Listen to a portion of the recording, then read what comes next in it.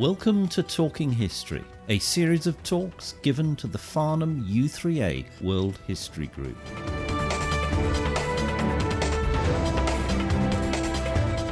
Into the Outback, Part 2.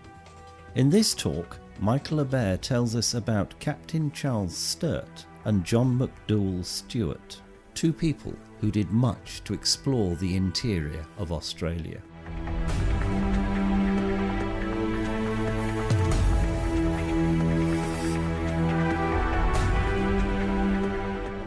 We're now going to look at a completely different person, Captain Charles Sturt.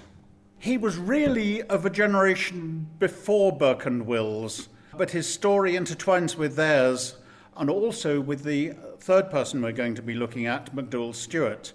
Very confusing with a Sturt and a Stuart. This one is Sturt.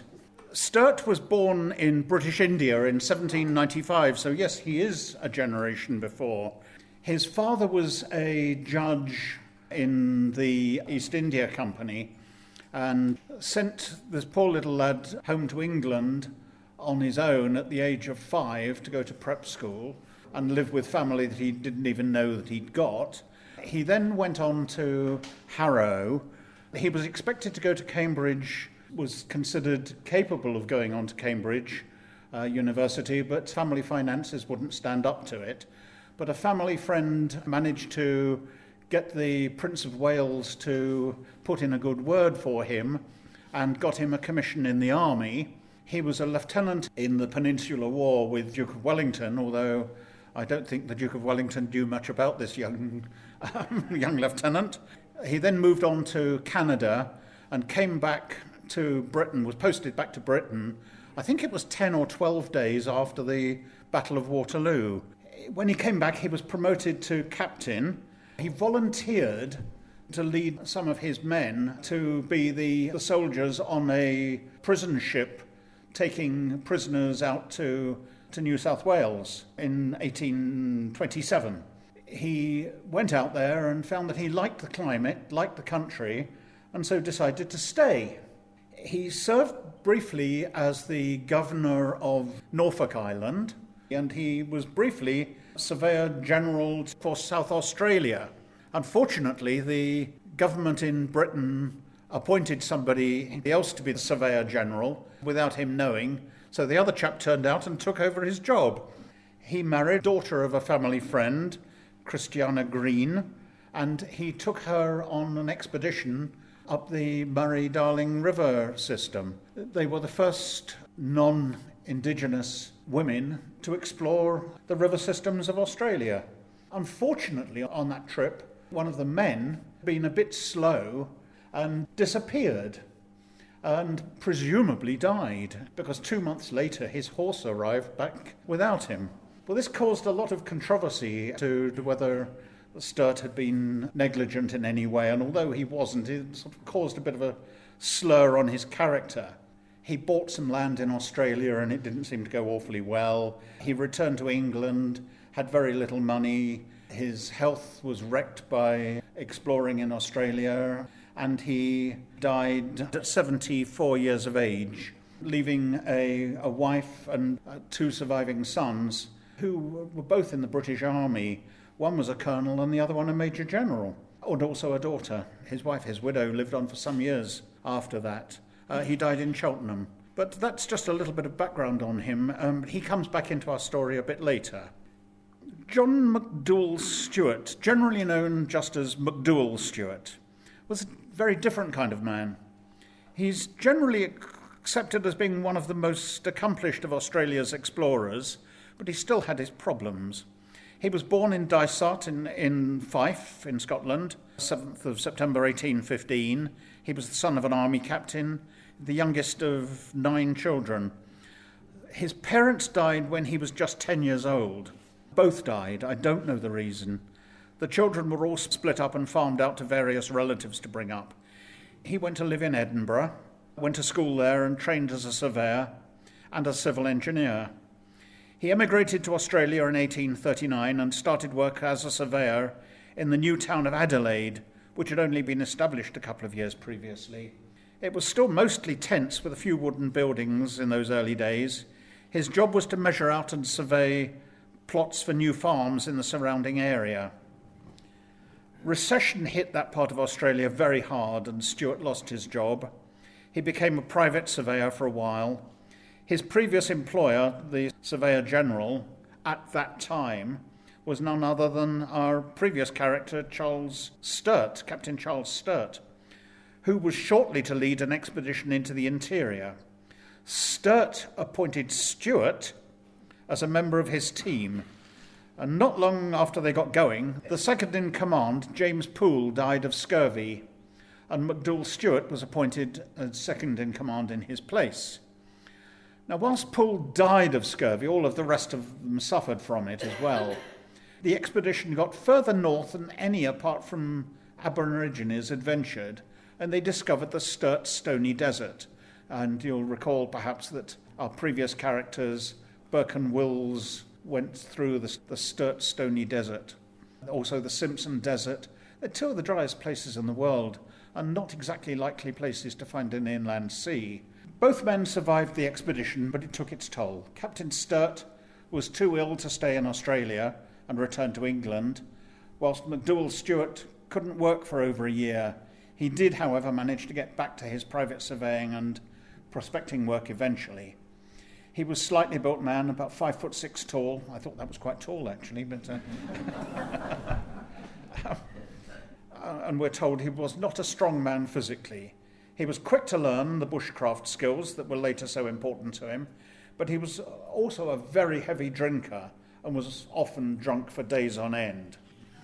He was proud of his record of never having lost a man, despite the terrible conditions. He led the first south to north expedition to cross the continent and returned safely through the centre. It was after Burke and Wills, but as we know, Burke and Wills didn't return safely.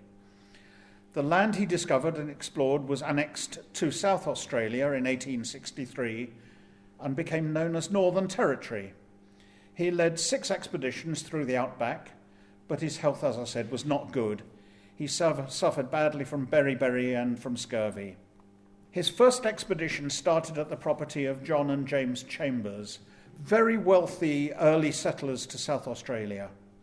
His aim was to search for minerals, grazing land, and a land the Aborigines called Wingalpina, which is on the borders of what we now know as South Australia, Western Australia, and Northern Territory. Had he found it, he might have discovered the amazing amount of nickel and cobalt which is mined there nowadays, but he'd have probably missed it. He set out with 2 of Chambers' men and 6 horses in May 1858, together with 6 weeks' rations, a pocket watch and a compass. I'm not sure what else he took, but that's what the records say. He passed Lake Torrens and inland Salt Lake and found a chain of semi-permanent water holes, which he duly called Chambers Creek, but is now known as Stuart Creek. This was to prove invaluable in later exploration of the interior. He marched on, not realizing that he was walking over a huge and immensely valuable opal field, before running short of food and turning back south for the 300-mile trek to the sea along the edge of the Great Victorian Desert. A big area of it is called the Nullarbor Plain, and it's called, of course, the Nullarbor because there is not a tree for nearly 500 miles in that particular bit. The trip took 4 months, and they covered about 1,500 miles.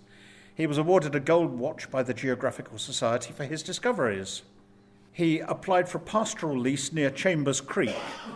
As the man who discovered the land, he was entitled to do so, but he wanted a very much bigger plot. He said he'd do the surveying as part of a bargaining point, and off he went to do so in April 1859. This time he had 3 men and 15 horses. His second expedition was underway.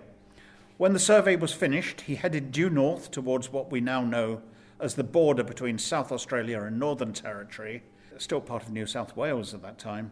He was still some 65 miles south of it when he had to turn back. Interestingly, not because of a lack of food or water, but of horseshoes. Horseshoes were essential on the stony and rocky ground. He found a reliable water source, which was later discovered to be connected to the Great Artesian Basin, which is a huge massive underground lake deep beneath a large part of Australia. He said in his diary, "I have named this the Spring of Hope. It is a little brackish, but not from salt, but from soda, and it runs a good stream of water. I've lived on far worse water than this. To me, it is of the utmost importance and keeps my retreat open. I can go from here to Adelaide any time of year and in any sort of season." He returned in July with tales of a wonderful country. Nowadays, it's barely able to graze a handful of cattle. The third expedition was not a success. Stuart had found that the land he'd surveyed and claimed had already been claimed by other people, so he had to return to resurvey the area and find another bit of land. He went on to explore the western end of Lake Eyre and found more artesian springs, but it was in the heat of summer and his eyes were suffering from the glare. They had to go on half rations, which angered the men. After a short time, all but one of his men refused to leave camp, and Stuart had little option but to send them home. The one loyal man went to get more supplies and men.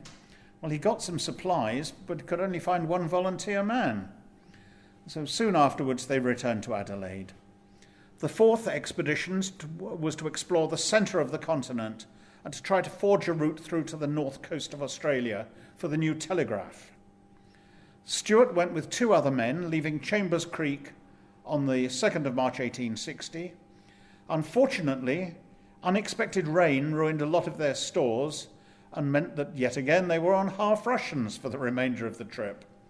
7 weeks later, they reached what they calculated as being the centre of the continent and found a convenient mountain nearby, which Stuart decided to name Mount Sturt, after his mentor and the first expedition leader, Captain Sturt.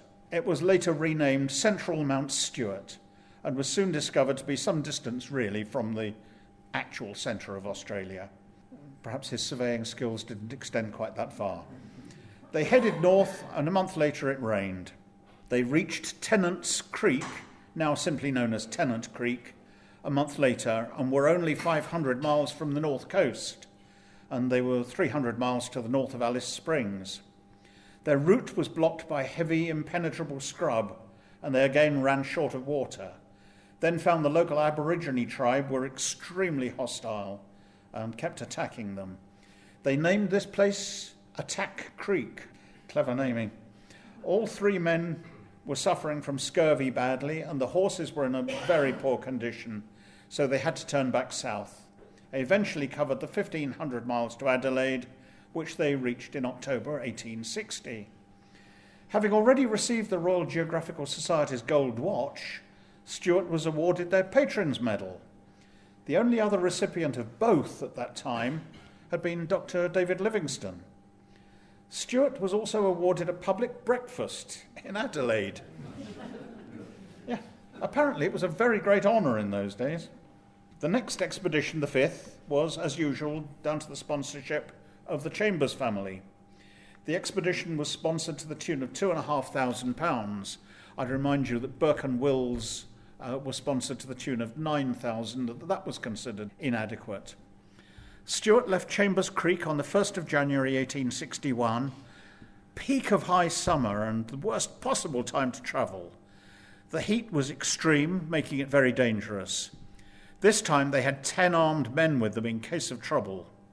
They were still in the northern part of South Australia on the day Burke and Wills reached the Gulf of Carpentaria, although of course they had absolutely no possible way of knowing about it.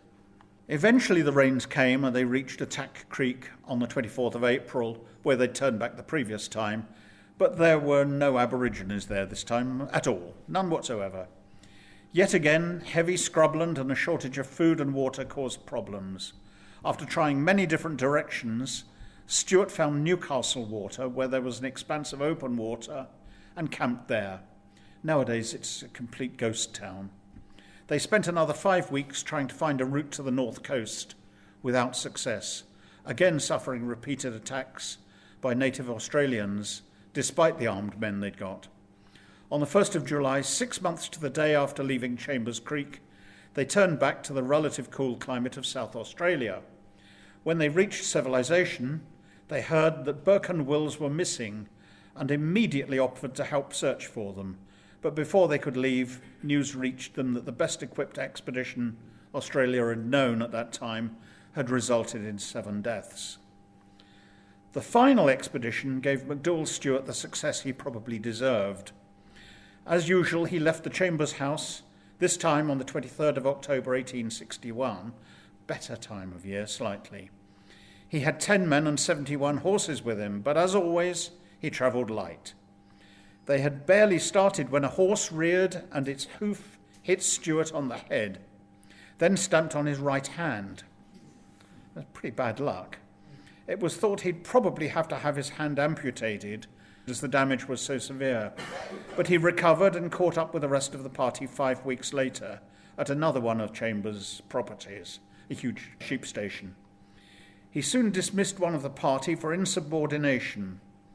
Now, this is the most bizarre thing in the whole story, I think.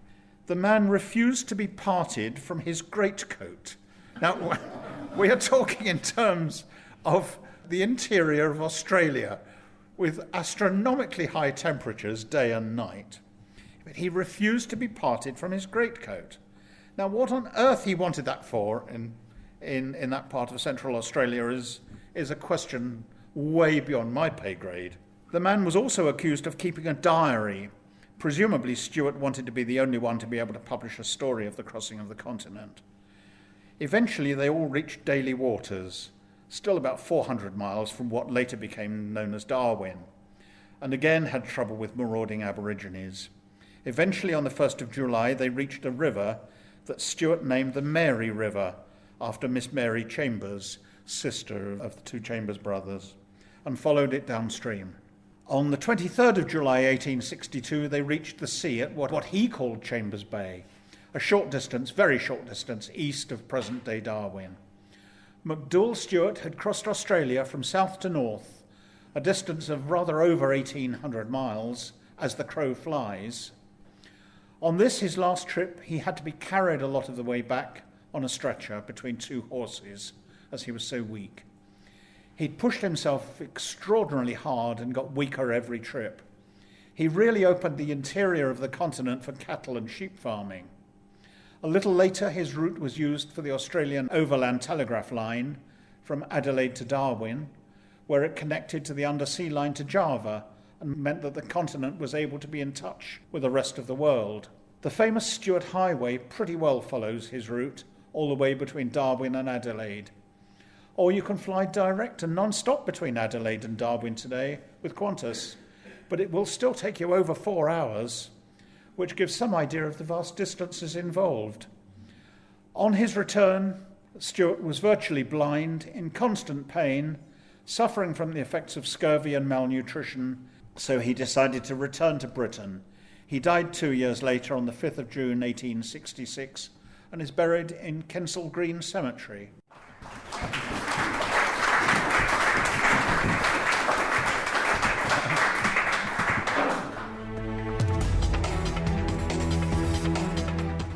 The views expressed in this talk are representative of the views held at the time of the material being discussed.